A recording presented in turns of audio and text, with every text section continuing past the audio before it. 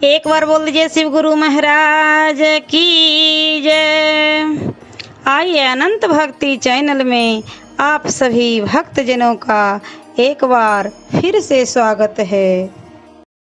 आज हम आप लोगों को अष्टम स्कंद का 19वां अध्याय सुनाती हूँ, जिसमें वामन भगवान का राजा बलि से 3 पग पृथ्वी मांगना और राजा का संकल्प करने उठना और शुक्राचार्य का निषेध करना है।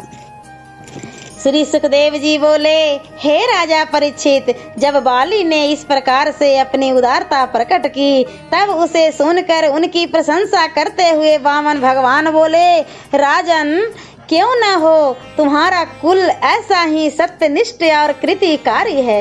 तुम जिस कुल में उत्पन्न हुए हो उसमें ऐसे ही धीर वीर धर्मात्मा और सत्यनिष्ठ राजा उत्पन्न होते आए हैं।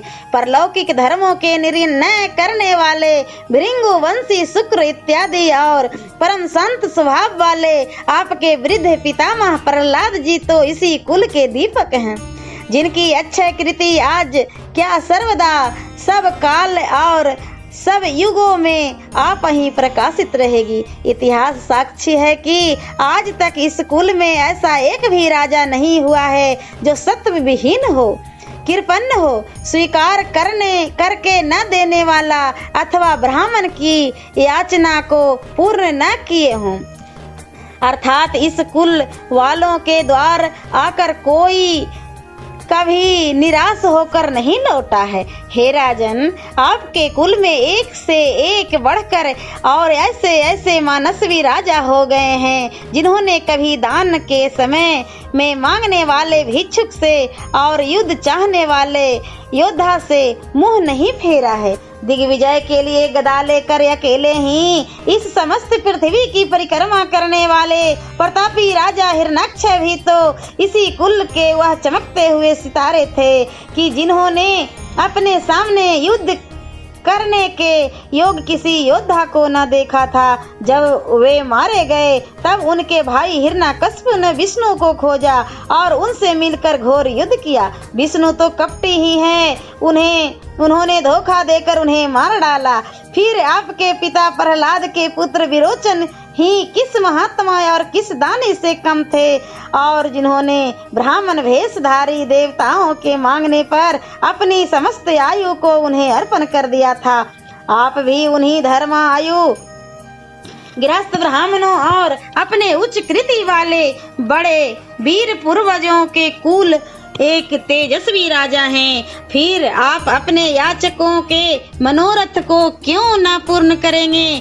अतः हे दैतेंद्र, मैं भी आपसे थोड़ी सी पृथ्वी ही मांगता हूँ कि जो मेरे पैरों द्वारा नपी हुई 3 पग हो। हे राजन, यद्यपि आप तीनों लोकों के स्वामी और बड़े दाता हैं, यद्यपि मैं आपसे और कुछ अधिक नहीं मांगता, क्योंकि जो विद्वान हो उसे अपने प्रयोजन भर ही दान ग्रहण करना चाहिए। अधिक दान लेने से वह पाप का भागी होता है। श्री सुखदेव जी कहते हैं, हे परीक्षित, जब ब्रह्मचारी रूप वामन जी ने ऐसा कहा तब राजा बलि कहने लगे, हे ब्राह्मण पुत्र, तुम्हारे वाक्यों में अपूर्व विद्वता भरी हुई है। यद्यपि तुम बालक हो तथापि तुम्हारी बुद्धि बालकों के समान नहीं है। बड़ा आश्चर्य है कि तुम अपने स्वार्थों को कुछ नहीं समझते हो। मैं तुम्हारी बुद्धि को क्या कहूँ। तुम मुझे त्रिलोकी के स्वामी को अपने शब्दों से परम प्रसन्न करके भी केवल 3 पग पृथ्वी ही मांगते हो। हे ब्राह्मण, इसमें क्या है। मैं तो तुम्हें एक दीप दे सकता हूँ, क्योंकि मैं यह नहीं चाहता कि जो पुरुष कोई याचना करने एक बार मेरे पास से आ जाए फिर कहीं कुछ मांगने आ जावे। मैं उस याचक को याचक बना देता हूँ। हे बटू, तुम अपनी जीविका के लिए पर्याप्त पृथ्वी मुझसे मांग लो। इस पर वामन भगवान ने कहा, हे राजन, भोगों से कभी तृप्ति नहीं। संसार के जितने भी भोग पदार्थ हैं, यदि वे सब मिल जावे तब भी आज जितेंद्रिय पुरुष को तृप्ति नहीं प्राप्त होगी। फिर 3 पग पृथ्वी तो उसके निकट क्या है?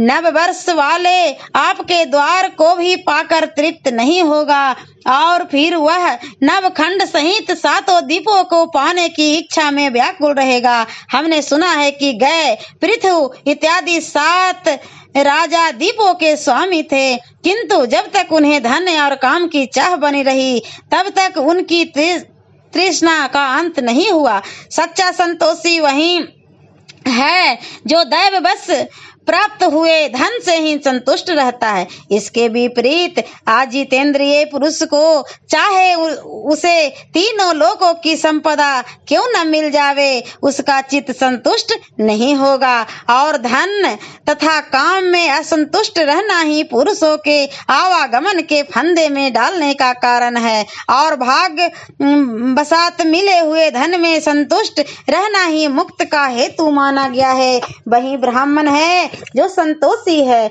असंतुष्ट ब्राह्मण नष्ट हो जाता है। इससे मैं आपको दान देने वालों में श्रेष्ठ जानकर भी आपसे केवल 3 पग पृथ्वी चाहता हूँ। इतने ही से मेरा काम चल जाएगा, धन प्रयोजन भर ही चाहिए। श्री सुखदेव जी बोले, जब वामन जी ने यह कहा तब इंद्र पद पर आरूढ़ राजा बलि हंसने लगे और बोले, अच्छा, तुम्हारी इच्छा, जितनी तुम्हें आवश्यकता हो उतनी पृथ्वी ले लो। ऐसा कहकर वामन भगवान ने पृथ्वी दान के लिए बलि ने अपने जल का कमंडलू उठाया। शुक्र जी वहां ही उपस्थित थे। उन्हें विष्णु जी की सब बातें ज्ञात थी। उन्होंने अपने शिष्य बलि से कहा, हे विरोचन के पुत्र बलि, तुम इन्हें नहीं जानते कि ये कौन है? ये साक्षात अविनाशी विष्णु हैं। इन्होंने देवताओं का कार्य सिद्ध करने के लिए कश्यप जी के द्वारा अदिति के गर्भ से जन्म लिया है। तुम अपने भविष्य के अनर्थ को न जानकर जो इन्हें देना चाहते हो, यह अच्छा नहीं है। तुम्हारा यह कार्य दैत्य वंश के लिए अत्यंत ही नीति विरुद्ध और अहितकारी है। यह विष्णु ही कपट से ब्रह्मचारी बनकर तुम्हारे स्थान, तुम्हारे ऐश्वर्य और तुम्हारी लक्ष्मी, तेज, यश और तुम्हारी विद्या को छीनकर इंद्र को दे देंगे। हे मूर्ख, ये विष्णु अपने 3 ही पगों में 3 लोगों को नाप लेंगे, फिर तू कहीं भी रहने के योग्य न रहेगा। जब सब कुछ विष्णु ही ले लेंगे तब तू कहाँ रहेगा? अपने शरीर का निर्वाह कैसे करेगा? ये अपने एक पैर से ही पृथ्वी को, दूसरे से स्वर्ग को और अपने बहुत बड़े शरीर से आकाश को नाप लेंगे। फिर तू इनके 3 पैर के लिए पृथ्वी कहाँ से देगा? परंतु जो हो, अब तो मुझे ऐसा जान पड़ता है कि कहकर न देने वाले तुझको नरक में जाना पड़ेगा, क्योंकि तुझे देना पहले स्वीकार कर लिया है और स्वीकार किया हुआ दान न देने से यजमान को नरक में जाना पड़ता है। और अपनी जीविका को मिटाकर दान करना मूर्खता है, क्योंकि जीविका से ही चित्त स्थिर रहता है। जब वह नहीं रहेगी तो चित्त में शांति कहाँ, संतोष कहाँ? ऐसा दानी न कोई यज्ञ कर सकता है और न कोई वैदिक कर्म ही कर सकता है। हे दैत्येंद्र, प्रत्येक गृहस्थ का यह धर्म होता है कि वह अपनी जीविका से अपने धर्म, यश, अर्थ, काम और अपने कुटुंबियों के व्यय के लिए इस उचित 5 भागों में विभक्त कर देवे और प्रत्येक भागों को यथा साध्य समय समय पर पूरा किया करे, तभी इसे इस लोक तथा परलोक में सुख मिलता है। हे श्रेष्ठ दैत्य, सत्य और असत्य का विवेचन बड़ा कठिन है। हाँ कह देना ही सत्य है और नहीं करना ही असत्य है, अर्थात जो वास्तविक देना है उसको स्वीकार कर लेना ही सत्य है और उसे अस्वीकृत करना ही झूठ है। सत्य ही देह रूपी वृक्ष का फूल और फल है। जब तक देह रूप वृक्ष ही न रहेगा तो सत्य रूप फूल और फल किस में लगेगा? इस कारण झूठ ही इस देह की जड़ है, असत्य ही देह की रक्षा है। जैसे जड़ को उखाड़ देने से वृक्ष गिर पड़ता है, वैसे ही जिसका झूठ बोलना बंद हो जाएगा उसका देह शीघ्र ही गिर जाएगा, इसमें संदेह नहीं। तुम्हारे जैसे दैत्य के लिए सत्य पर ही दृढ़ रहना हानिकारक है। फिर जो सदैव अपना सर्व निछावर ही करता रहता है वह अपने लिए भोगों की सामग्री इकट्ठा नहीं कर पाता, और जो नहीं करता रहता है वह औरों की भी संपत्ति को अपने पास खींच लाता है। परंतु इसका यह प्रयोजन नहीं है कि सदैव नहीं ही करता रहे, क्योंकि जो सदैव नहीं कहता रहता है उसकी कृति नष्ट हो जाती है और वह जीता हुए मुर्दे के समान है। फिर कहीं सत्य में भी दोष है और असत्य में भी गुण है, ऐसा नीति का वचन है। कहा है कि जहाँ निर्वाह में बाधा आती हो वहाँ झूठ बोलने में दोष नहीं। स्त्रियों को बस में करने में हंसी, दिल्ली में विवाह में, वर की प्रशंसा में, जीविका में, प्राण में संकट आने पर, गौ ब्राह्मण के हित में और हिंसा में झूठ बोलना पाप नहीं है। ओम नमो भगवते वासुदेवाय नमः। और अष्टम स्कंद का 20वां अध्याय मैं अगले वीडियो में सुनाती हूँ।